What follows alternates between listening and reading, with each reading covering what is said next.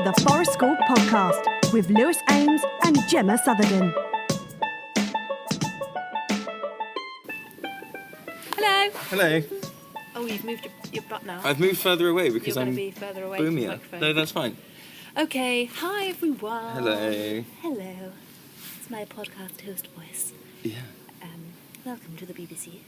BBC Outdoors. I don't think we can say that. Why? Oh, no, we can't. Okay. Hi. Anyway, this is a podcast we recorded a couple of weeks ago. We're very lucky to speak to Mya-Rose Craig, also known as Bird Girl. She's awesome. She gave us half an hour of her time, and we spoke about birding and activism and Access to the outdoors. All kinds of things. And it was great to get I think the term is youth voice. Youth voice, exactly. Because we are old people. Old and cranky. So yeah, here's a podcast with her, and then we're going to release another podcast now, same day. So after you've listened to this one, you can listen to us waffling on about things that she's kind of... What a marathon.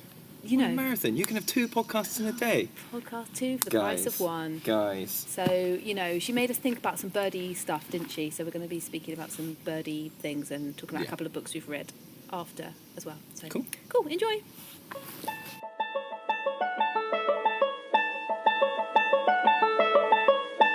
Yeah, so Maya, you've been really busy over the last few months doing lots of things, but birding, let's start with that. So you're the youngest person to have seen over half the world's birds, is that right?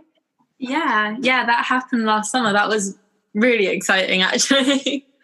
What was the bird that took you past that point?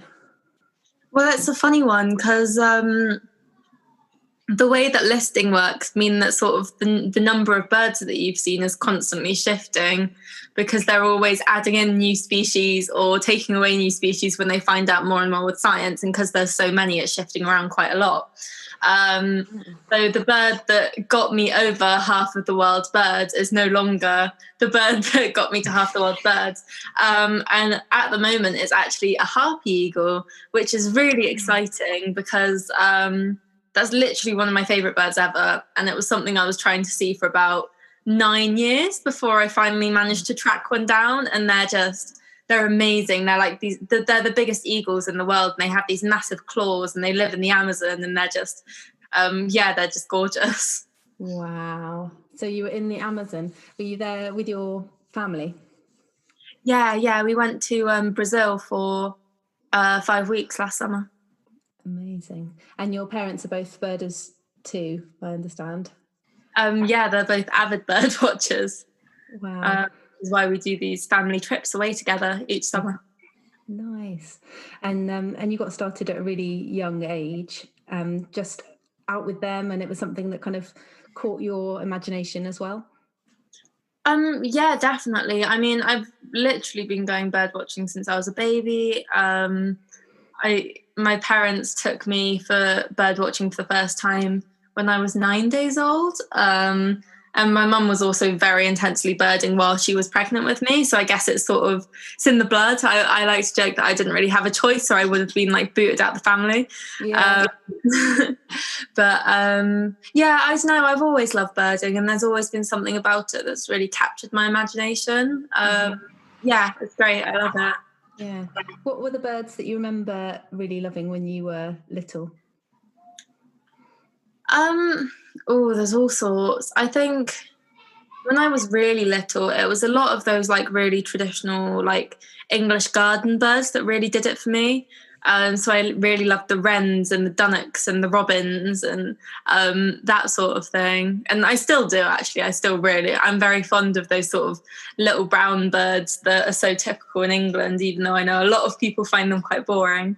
But I think because when I was 6 going on 7, my family and I did something called a big year, which is basically trying to see as many birds as possible in a year in a country. And we don't do anything by half measure. We were very intense. We were out every weekend and then a bit more. And my favourite bird that I saw that year was a black-browed albatross. Oh, wow. Which was really exciting. You don't get them in the UK very often at all. And it was when we'd been sat on the coast for hours waiting for something really exciting to blow in on the wind. And eventually this albatross did. And it just started sort of circling around near the cliffs, near the rocks. And yeah, that was incredibly exciting. Wow, whereabouts was that? That was down in Cornwall, actually. Wow. Cool. Yeah. What's that bird? It's a vulture that's been seen in the UK this summer. What's that all about? Tell me about that. So there's been a lammergeier hanging around, basically in the Peak District in the UK, which has been very exciting because you don't get many of them at all here. Unfortunately, I haven't actually been able to go up and see it. I feel like I'm the only birder in the UK who hasn't. But yeah, it's just been really exciting, and but it's been slightly dubious about whether or not people can add it to their list, because there's very strict rules around it being like a self-sufficient population and stuff. So it means that if they've been introduced, they have to have been there for, I think, 3 generations without human interference. You can't just walk around the zoo ticking stuff off. Yeah. Exactly. And the problem is they've been introducing lammergeiers into, I think it's the Pyrenees, which is where they think this one has flown from. But there's also some independent populations nearby that they introduced in like the 80s that have been there for long enough to be self-sufficient. So at the moment, they're trying to do some detective work to find out if it's one of these introduced birds or not. And everyone's like hanging by to find out whether or not they can count it on their list. Right. I saw a little egret in the river near me recently, and I was really excited because I've never seen one before. And I told my dad, who's much more into birding than me, and he was like, "Oh yeah, they're really common." And then I googled it because I was like, "I'm sure they're really common, Dad. I'm sure I've seen a really important bird here." And it was saying how actually they were reintroduced, having been made extinct, because people wanted the plumage on the back of their head for millinery in Victorian times, which is like a cool little fact in itself. But they've only been sort of successful over the last few decades. And for me, that was still quite exciting, even though it's been reintroduced. The fact that it's successful and breeding and moving around the UK in quite a short space of time, I was like, oh, that's really cool. I don't really see that as a less exciting discovery, if you know what I mean. Just going back to, you were talking about the little brown jobs that lots of us find difficult to distinguish between in the garden and stuff. So we're forest school practitioners, and for us, those are going to be the first kind of birds that either we see with our groups, or that children that come, or learners that come and visit us, are familiar with. Would you say, if you were kind of talking to a young person who was beginning in birding, is there anything you kind of advise them to kind of watch for when observing garden birds, or any like way in that would perhaps spark somebody's imagination, what to look for or when to look? Yeah, definitely. I think something that's always very fun, especially if you have like a feeder out or something, so there's going to be something that's encouraging all these birds to come in, it's literally just like sitting down and watching them and watching all their behaviors and stuff. And I think especially robins always do it for a lot of people, because they're very, well, we interpret it as them being very friendly because they're willing to like sort of come up close and say hello, but for them they're being very aggressive and protecting their territory from us and stuff. Yeah, robins are notoriously really aggressive, but it means that they're very out and about, and you really can just watch them and observe them. But I think also just I think games and competitions always interest a lot of people. So in the past, we've done a lot of, just making things into competitions, like who can identify the most birds, who can find the rarest bird in the garden, but also doing like bio blitzes with teams and stuff, which is basically trying to find as many different species of animals and insects and plants as possible in your little green space. And I think, just really having something to work towards can get kids to really muck in and get their hands dirty, I suppose. Yeah, that's great advice. We were talking the other day in another podcast about how sort of being on one patch and knowing one patch really well, so your local park or woodland or public space, and visiting that regularly, like throughout the seasons. That's been really helpful for me in terms of learning bird songs and call. And that probably, this will be my 4th or 5th year working in one woodland with Lewis. And I feel like I've now got down quite a good number of sort of springtime bird song. But I've just realised recently that it's only really springtime that I've got nailed. I haven't really necessarily got like this time of year when things maybe are getting a little bit quieter. Is that right, in terms of things you're going to hear? Is that something that you've done and visited like your local patch quite regularly, as well as jetting off all around the world? Yeah, of course. I'm a big fan of local birding, and you're right about it getting a lot more quiet this time of year, as, to be honest, most of the adult birds especially are just recuperating from looking after their chicks for months and months.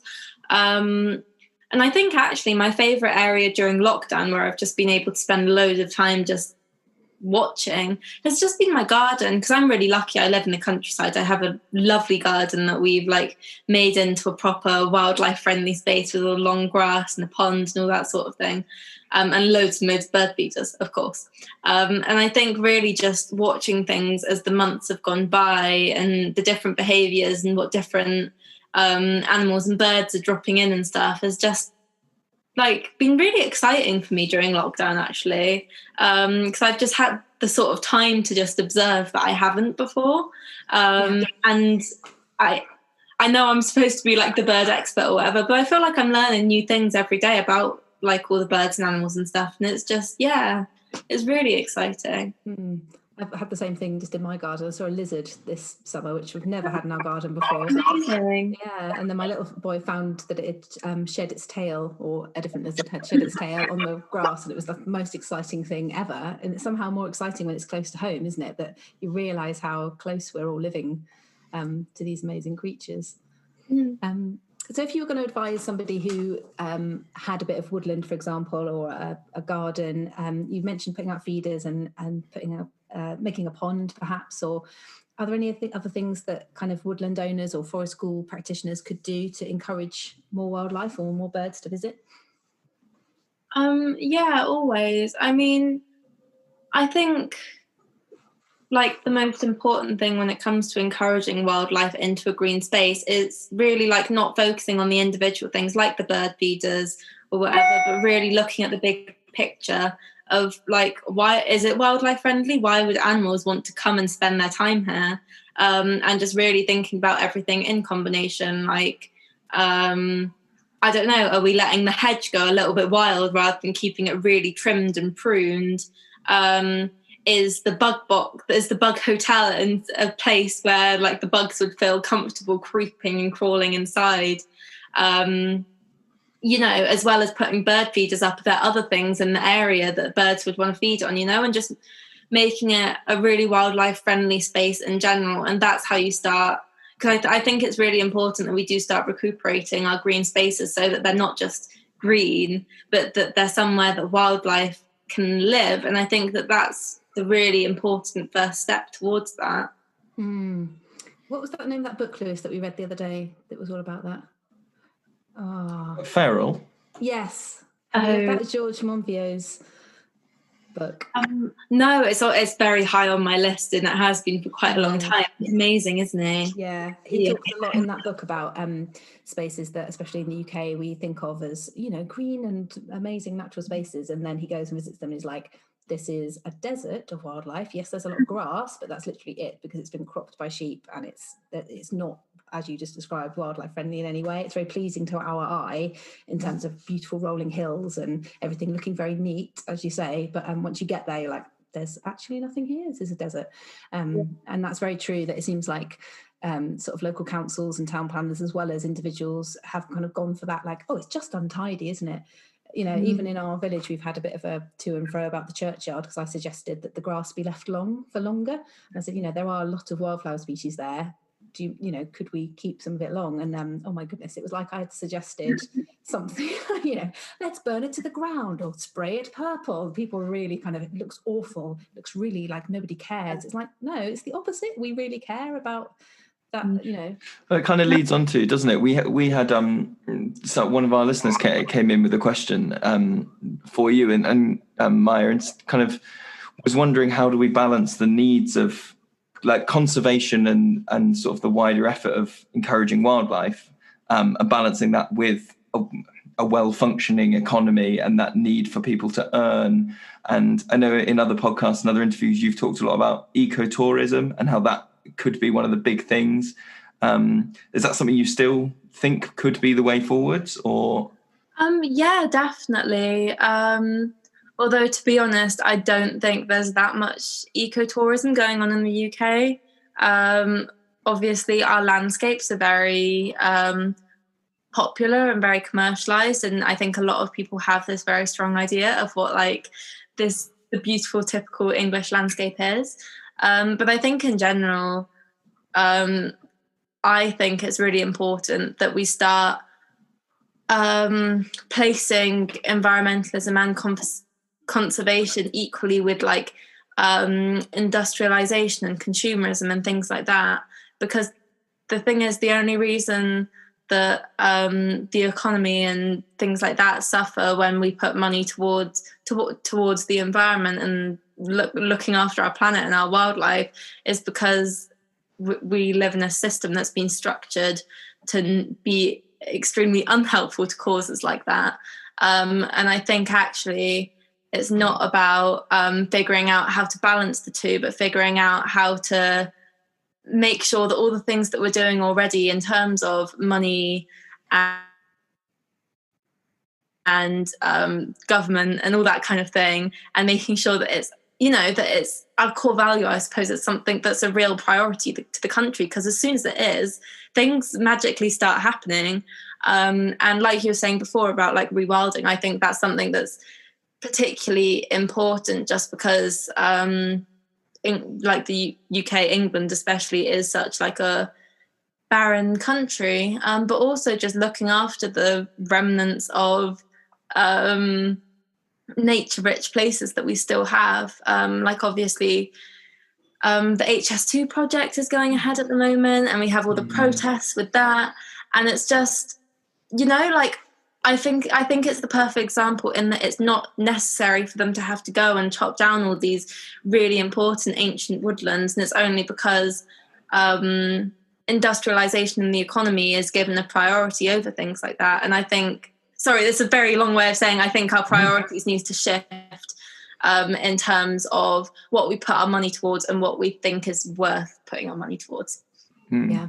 And there's a lot of I know there's a lot of local coppice groups in the West Country, and a couple of them I've seen have had the motto of a woodland that pays is a woodland that stays. And I think that is one of the things that although doing things like nationalizing large areas of nature reserves and forestry and stuff, they do then protect them in one way, but it also means that people they're not seeing them as like financially beneficial. And if somebody's only got in mind looking at financial cost benefits, then they're going to go, well, you know, this was bought by National Trust X many years ago, and, you know, they make something on it, but not a lot. And, you know, a road is probably better in terms of those things. But if you could put in all that stuff of, you know, bird watching courses and all the leisure activities and forest bathing and all those things, then you start to see a woodland that is, it's almost, you don't want to say earning its keep, because it doesn't need to earn it to exist.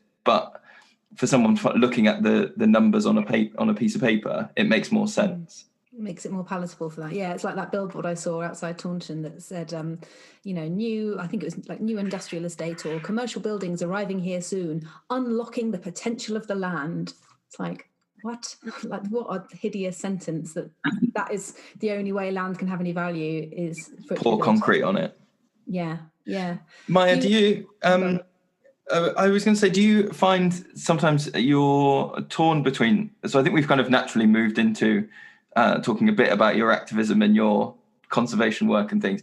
Do you find it difficult to balance your time between, you know, activism and talking to people and getting messages out there, and birding, which is, as far as I understand it, sometimes it's a bit hit and miss. You go out, you might see something, you might not. You know, they're both very draining in terms of time resources? Is that something that pulls on you? Yeah, always. Like, as with anyone who has more than one commitment in their life, I suppose. I do definitely think in a lot of ways lockdown's been really nice to be able to create more of an equilibrium with my timetable, I suppose, especially because I don't go to school anymore. But I think at the end of the day, because I've been doing activism and stuff since I was about 13 or 14, I think like the lesson that I've had to learn and that everyone should learn is that like your time is valuable and you're allowed to say no to people sometimes to take time for yourself and to go and do the things that you enjoy, including birding. And I think that's been like a really important lesson. But yeah, I mean, birding's really important to me, so have you ever completely blind them? Basically. Have you ever been standing at the podium delivering a speech and then gone, oh my God, over there is a bird? Tragically, most things, even about nature, are indoors in the middle of the city. That would be lovely to be at like a conference or something in the middle of a field. Well, maybe that would be the way forward in this weird situation. If you want a big gathering of people, then it has to be outside, and that would be better for everyone. Yeah, definitely. How would you, as a young person, you've been involved with Extinction Rebellion, is that right? And been on some of their clubs? Yeah, not like really intensely, but I've been to a lot of their like meetings and events and stuff. Mm-hmm. What's that like if you're kind of starting out and you're beginning to do that as a young person? Have you gone with family or with friends or by yourself? How did you kind of get into that and take the first step? I think it was really easy for me just because one of my best mates was also really enthusiastic about getting involved. So back in the last Easter when they were in London, we both went down as soon as we could, and we didn't end up being able to spend that much time there. But even just like being at the event was amazing because there was just like this positive energy where it really felt like we were creating change for the better. And then me and the same friend, we camped in Bristol last summer. And that was really exciting too. And my family's like really into them as well. My parents and I started a local group around where we live because there wasn't one. And yeah, I just think stuff like that can seem very scary from the outside.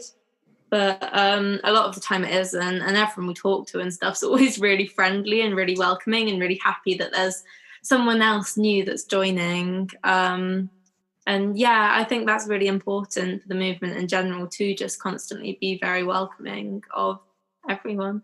Yeah, the first interaction I had with Extinction Rebellion was some people sitting in a boat on a high street in Cornwall giving out cake. It's like, do you want some vegan cake? I was like, yes, I do. Of course I do. And they're like, now that you're eating cake, let me ask you some questions. It's like, sure, you've got my attention with the cake anytime. Support the podcast today by becoming a Patreon member at childrenoftheforest.com. Check out the podcast links for more details. There seems to be a kind of new generation of young people who are really kind of standing up and making their voices heard, which is very interesting to watch because I don't remember when I was your age that happening really. I mean, maybe I'm wrong. Somebody will probably pull me up on it.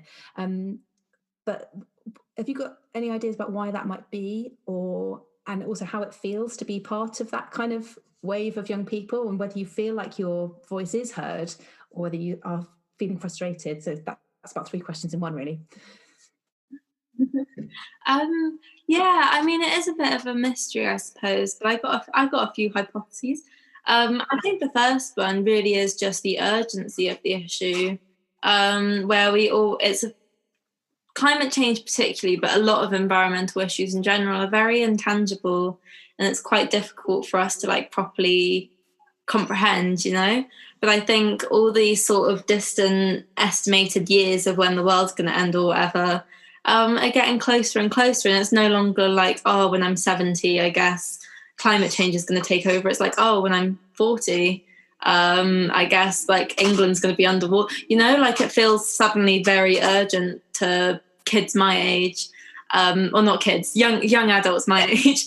And I think also the internet has been so massively helpful in mobilizing massive numbers of kids my age, and really spreading information about the issue, where before we were relying on like schools, basically. Maybe, I don't know, the occasional like zine or something. But now, like, I don't even remember what I learned about climate change in school, but I'm constantly talking about it with people online. And I think that's made a massive difference. And I think the combination of the two has equaled a whole new generation of kids who are willing to go out on the streets to try and create change. And it's amazing because, like I said, I feel like I've been doing this for yonks, but it's been like 5 years. And even in that period of time, it's been so amazing to like suddenly see this wave of young people going out and trying to change the world, I guess, because it is a big difference to how it was even a few years ago. It's really exciting, actually. Yeah, it's amazing to watch from the outside as well, and very inspiring, especially to see so many young women doing that as well. And just going, I'm going to speak up, and it's very, very inspiring. Some of your other sort of political and activist work is about reaching out to Black and minority ethnic communities and investigating maybe why their access to nature is not as equal as those from a white background. And you set up a charity, is that right? Black to Nature? Yeah.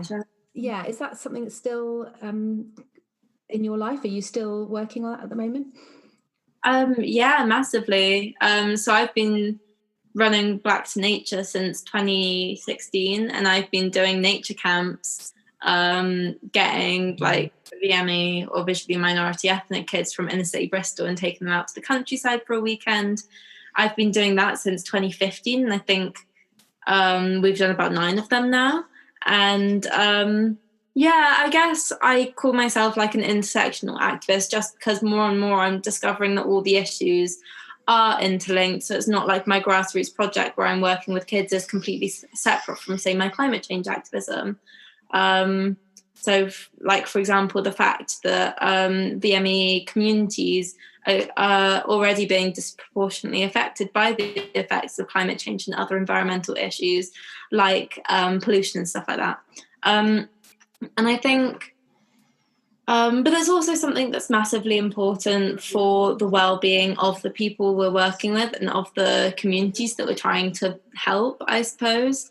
Because, well, it was Richard Pancoast who was saying how... Sorry, there's someone right outside the window. I'll do that sentence again.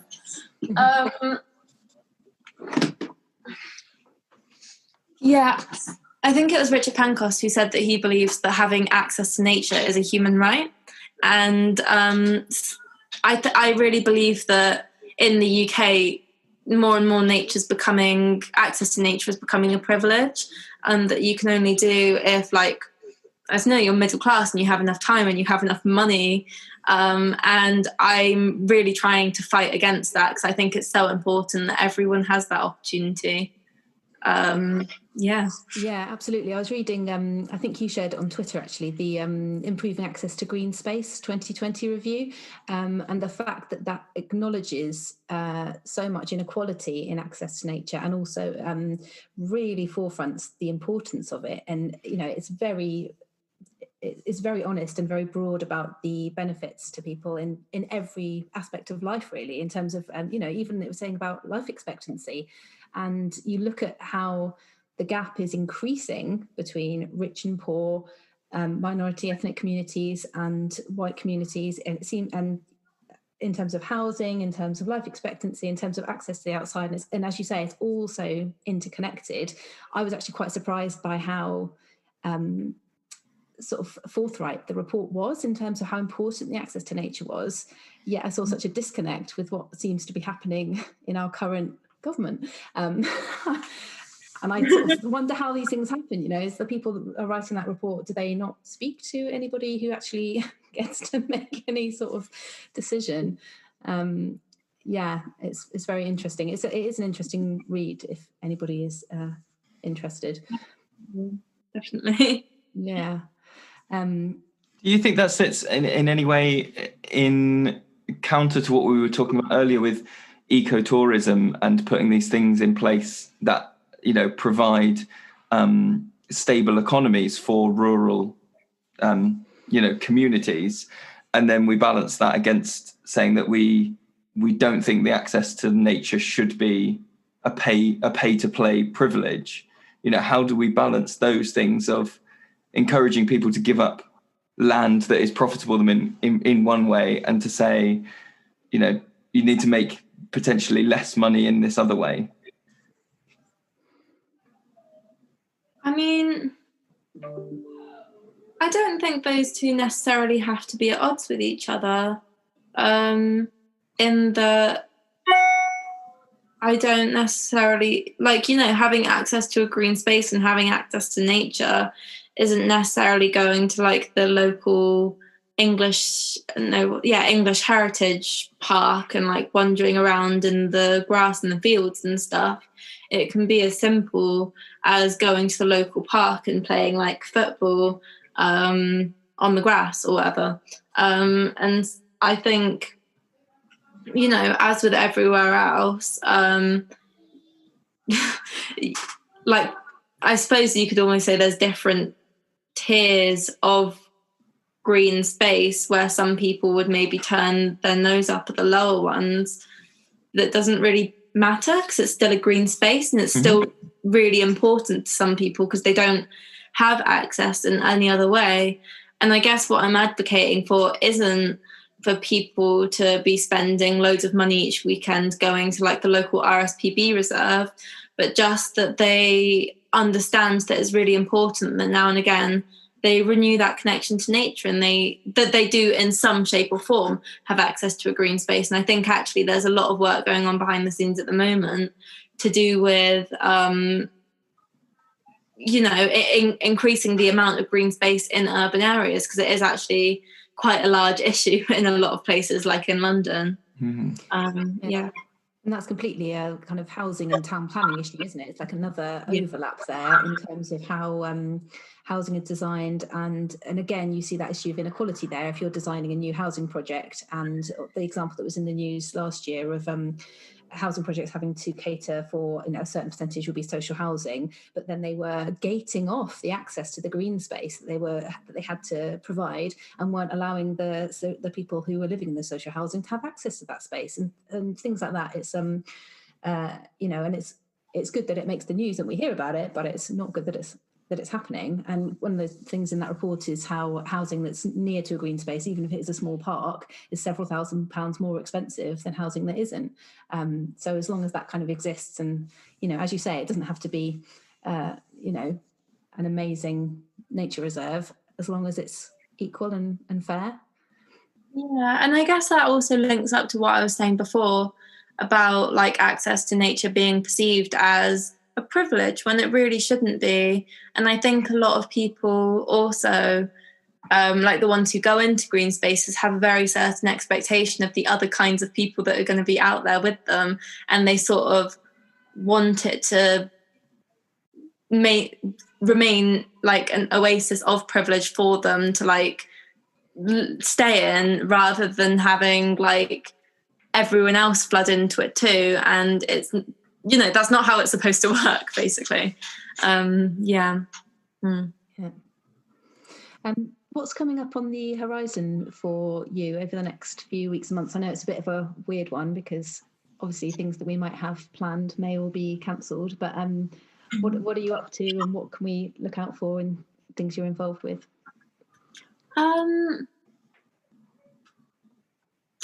Well, all sorts of things really, but it's all very bitty because I finished doing my A-levels back in March, and I'm getting my results next week, so that will be exciting. Good luck. Thank you, I need it.